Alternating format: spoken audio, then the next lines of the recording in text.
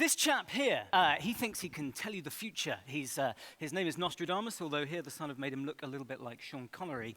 And like most of you, I suspect, I don't really believe that people can see into the future. I don't believe in precognition. And every now and then you hear that somebody has been able to predict something that happened in the future, and that's probably because it was a fluke. And we only hear about the flukes and about the freaks. We don't hear about all the times that people got stuff wrong. Now, we expect that to happen with silly stories about precognition. But the problem is, we have exactly the same problem in academia and in medicine. And in this environment, it costs lives. So firstly, thinking just about precognition, as it turns out, just last year, a researcher called Darrell Bem conducted a piece of research where he found evidence of precognitive powers in undergraduate students. And this was published in a peer-reviewed academic journal. And most of the people who read this just said, okay, well, fair enough, but I think that's a fluke, that's a freak. Because I know that if I did a study where I found no evidence that undergraduate students had precognitive powers, it probably wouldn't get published in a journal. And in fact, we know that that's true because several different groups of research scientists tried to replicate the findings of this precognition study, and when they submitted it to the exact same journal, the journal said, no, we're not interested in publishing replication. We're not interested in your negative data. So this is already evidence of how, in the academic literature, we will see a biased sample of the true picture of all of the scientific studies that have been conducted. But it doesn't just happen in the dry academic field of psychology. It also happens in, for example, cancer research. So in March 2012, just 1 month ago, some researchers reported in the journal Nature how they had tried to replicate 53 different basic science studies looking at potential treatment targets in cancer. And out of those 53 studies, they were only able to successfully replicate 6. 47 out of those 53 were unreplicable. And they say in their discussion that this is very likely because freaks get published. People will do lots and lots and lots of different studies, and the occasions when it works, they will publish, and the ones where it doesn't work, they won't. And their first recommendation of how to fix this problem, because it is a problem, because it sends us all down blind alleys, their first recommendation of how to fix this problem is to make it easier to publish negative results in science and to change the incentives so that scientists are encouraged to post more of their negative results in public. But it doesn't just happen in the very dry world of preclinical basic science cancer research. It also happens in the very real flesh and blood of academic medicine. So in 1980, some researchers did a study on a drug called lorcainide, and this was an antiarrhythmic drug, a drug that suppresses abnormal heart rhythms. And the idea was, after people have had a heart attack, they're quite likely to have abnormal heart rhythms, so if we give them a drug that suppresses abnormal heart rhythms, this will increase the chances of them surviving. Early on in its development, they did a very small trial, just under 100 patients. 50 patients got lorcainide, and of those patients, 10 died. Another 50 patients got a dummy placebo sugar pill with no active ingredient, and only 1 of them died. So they rightly regarded this drug as a failure, and its commercial development was stopped. And because its commercial development was stopped, this trial was never published. Unfortunately, over the course of the next 5, 10 years, other companies had the same idea about drugs that would prevent arrhythmias in people who've had heart attacks. These drugs were brought to market. They were prescribed very widely because heart attacks are a very common thing. And it took so long for us to find out that these drugs also caused an increased rate of death that before we detected that safety signal, over 100,000 people died unnecessarily in America from the prescription of antiarrhythmic drugs. Now, actually, in 1993, the researchers who did that 1980 study, that early study, published a mea culpa, an apology to the scientific community, in which they said, when we carried out our study in 1980, we thought that the increased death rate that occurred in the lorcainide group was an effect of chance. The development of lorcainide was abandoned for commercial reasons, and this study was never published. It's now a good example of publication bias. That's the technical term for the phenomenon where unflattering data gets lost, gets unpublished, is left missing in action. And they say the results described here might have provided an early warning of trouble ahead. Now, these are stories from basic science. These are stories from 20, 30 years ago. The academic publishing environment is very different now. There are academic journals like Trials, the Open Access Journal, which will publish any trial conducted in humans, regardless of whether it has a positive or a negative result. But this problem of negative results that go missing in action is still very prevalent. In fact, it's so prevalent that it cuts to the core of evidence-based medicine. So this is a drug called reboxetine, and this is a drug that I myself have prescribed. It's an antidepressant. And I'm a very nerdy doctor, so I read all of the studies that I could on this drug. I read the one study that was published that showed that reboxetine was better than placebo, and I read the other 3 studies that were published that showed that reboxetine was just as good as any other antidepressant. And because this patient hadn't done well on those other antidepressants, I thought, well, reboxetine's just as good. It's one to try. But it turned out that I was misled. In fact, 7 trials were conducted comparing reboxetine against a dummy placebo sugar pill. 1 of them was positive, and that was published, but 6 of them were negative, and they were left unpublished.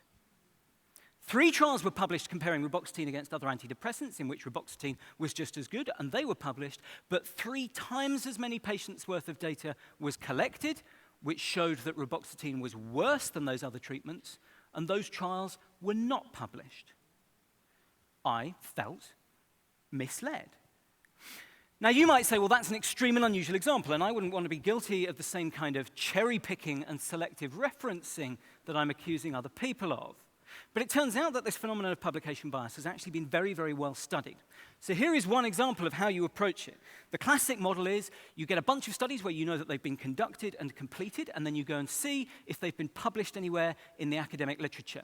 So this took all of the trials that had ever been conducted on antidepressants that were approved over a 15-year period by the FDA.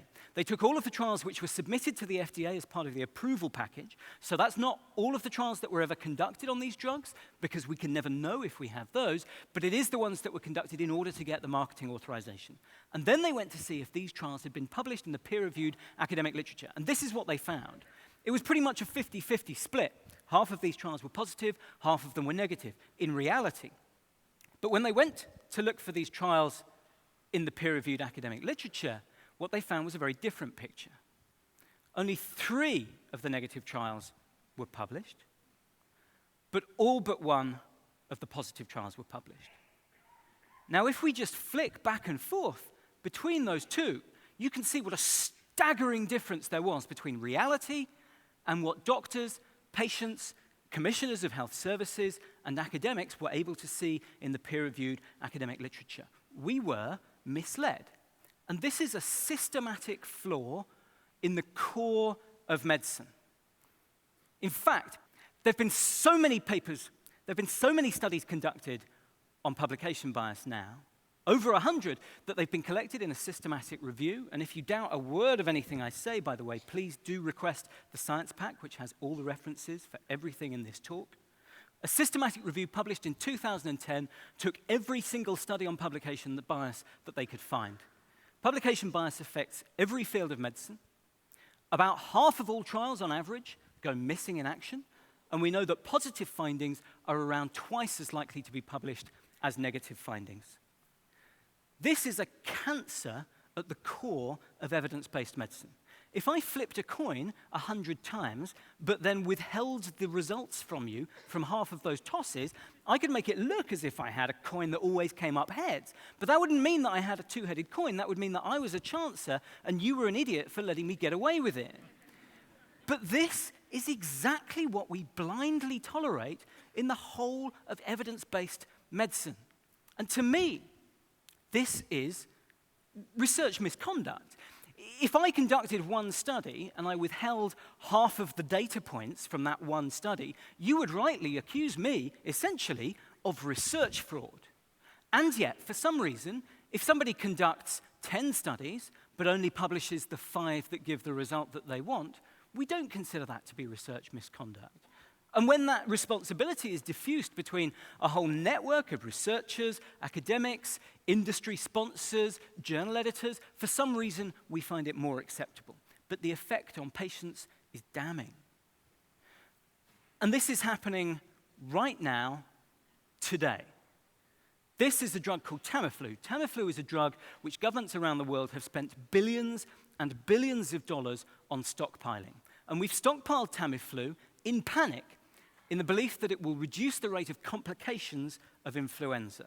Complications is a medical euphemism for pneumonia and death.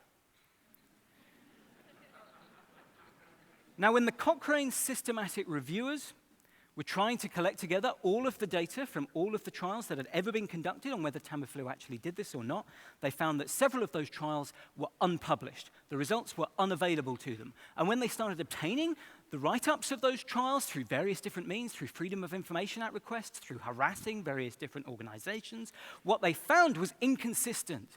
And when they tried to get hold of the clinical study reports, the 10,000-page-long documents that have the best possible rendition of the information, they were told they weren't allowed to have them. And if you want to read the full correspondence and the excuses and the explanations given by the drug company, you can see that written up in this week's edition of PLOS Medicine. And the most staggering thing of all of this, to me, is that not only is this a problem, not only do we recognize that this is a problem, but we've had to suffer fake fixes. We've had people pretend that this is a problem that's been fixed. First of all, we had trials registers, and everybody said, oh, it's okay, we'll get everyone to register their trials, they'll post the protocol, they'll say what they're going to do before they do it, and then afterwards we'll be able to check and see if all the trials which have been conducted and completed have been published. But people didn't bother to use those registers, and so then the International Committee of Medical Journal Editors came along, and they said, oh, well, we will hold the line, we won't publish any journals, we won't publish any trials unless they've been registered before they began. But they didn't hold the line. In 2008, a study was conducted which showed that half of all of the trials published by journals edited by members of the ICMJE weren't properly registered, and a quarter of them weren't registered at all. And then finally, the FDA Amendment Act was passed a couple of years ago saying that everybody who conducts a trial must post the results of that trial within 1 year. And in the BMJ, in the first edition of January 2012, you can see a study which looks to see if people kept to that ruling. And it turns out that only 1 in 5 have done so. This is a disaster. We cannot know the true effects of the medicines that we prescribe if we do not have access to all of the information. And this is not a difficult problem to fix. We need to force people to publish all trials conducted in humans, including the older trials, because the FDA Amendment Act only asks that you publish the trials conducted after 2008, and I don't know what world it is in which we're only practicing medicine on the basis of trials that completed in the past 2 years. We need to publish all trials in humans, including the older trials, for all drugs in current use. And you need to tell everyone you know that this is a problem and that it has not been fixed. Thank you very much.